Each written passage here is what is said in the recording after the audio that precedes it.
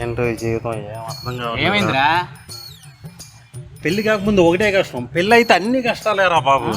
ఇప్పుడు అంత కష్టాలు నీకేం వచ్చారా? మన పిల్లలు పెట్టే టార్చర్ కన్నా కష్టాలే ఉంటారా? ఒరే మనా అని నన్ను మీ గ్రూప్లో చేర్చుకో. ఇదిగో నా ఇంట్లో నాది డామినేషన్. పెళ్ళాన్ని కంట్రోల్లో పెట్టుకోవడం కాట్రా, అర్థమైందా? మనం బేస్ వాయిస్తో ఏమే అంటే ఏంటి కాఫీ కావాలా ఈ రేంజ్ మెయింటైన్ చేయాలి.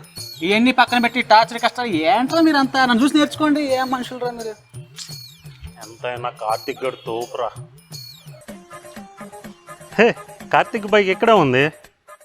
కార్తిక్ రేంజ్ ఏంటో లైవ్లో చూసి నేర్చుకుందాం. ఎంతైనా కార్తిక్ గడు తోపురా.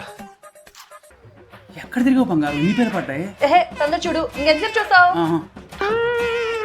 బంగారం ఇదిగో చాలా పెద్ద పేను, దీంతో 10 పేరు పట్టా. చాలు చాలు, ఇంకా చాలా పనులు ఉన్నాయి. అంటూ తవ్వాలి, ఇల్లు తొడవాలి, ఇవన్నీ ఎప్పుడు చేస్తావు? నీకన్నా నేను చాలా బెటర్ కదరా. తొందర చూడు. చూస్తాను. ఎవడు వచ్చినట్టున్నాడు చూడు.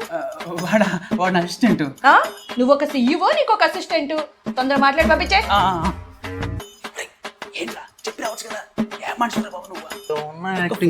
వచ్చే ముందు ఫోన్ చేయకుండా వచ్చేస్తే ఎలాగా? ఒరే నువ్వు తోపురా.